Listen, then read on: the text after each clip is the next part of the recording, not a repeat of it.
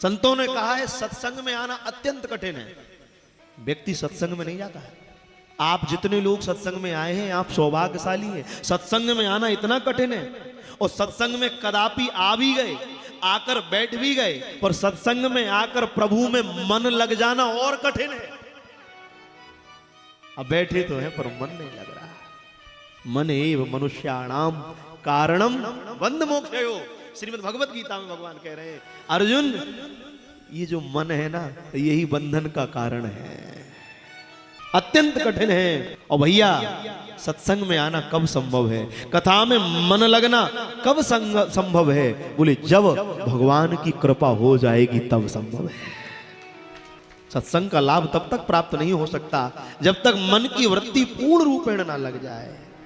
क्यों? गोस्वामी जी कहते आवत यही सर अति कठिनाई। सबसे पहला कठिनता तो ये है आप कथा में अपनी इच्छा से नहीं जा सकते। आप अगर कथा में जाएंगे, जिस समय भगवान की कथा के लिए जाया जा सकता है, तो शास्त्रों में वर्णन है नाना प्रकार के ना जाने उपद्रव होने लगते हैं, नाना प्रकार की कठिनाइयां सामने प्रकट हो जाती हैं। पता नहीं जा पाएंगे कि नहीं जा पाएंगे, पता नहीं हो पाएगा कि नहीं हो पाएगा। इसलिए क्या करते हैं, सबसे पहले देवताओं का आह्वान करते हैं, देवताओं को बुलाते हैं, नगर के देवताओं की पूजा करते हैं। देवताओं को हे भगवान, अगर देवताओं की पूजा मत करो तो कभी कभी देवता भी विघ्न पैदा कर देते हैं। सूत जी कह रहे हैं अरे देवता भी विघ्न पैदा कर देते हैं। उनको मनाया जाता है हे भगवान आप आकर विराजो, आप कृपा करो, और आपकी कृपा से ये कथा गंगा बहे और ये निर्विघ्न रूप से संपन्न हो जाए, और हमारे जैसे पतित पावन होकर भगवान महादेव के चरणों में अत्यंत अनुराग हो जाए।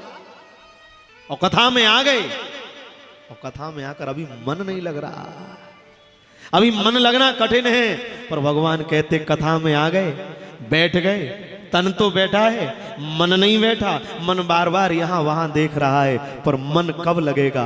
कृपा हुई तो आप कथा में आ गए, पर अति कृपा होगी तो कथा में आकर भी कथा में मन अपने आप लग जाएगा।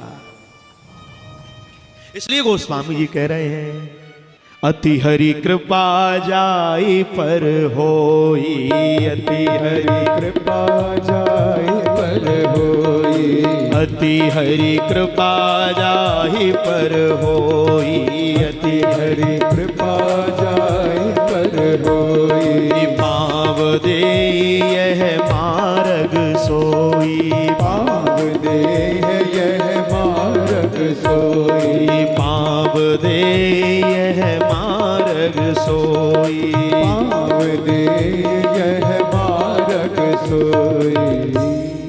केवल कृपा नहीं, मन कब लगेगा सज्जनों?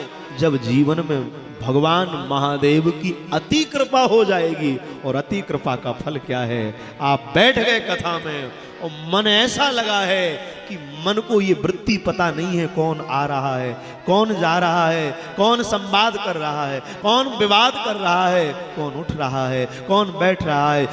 मन कहाँ लगा है? बोले मन तो श्री महादेव की कथा में लगा हुआ है, मन महादेव की कथा में लगा हुआ है। और मन महादेव की कथा में ऐसा लगा है उसे अब विषयों की ओर नहीं जा रहा।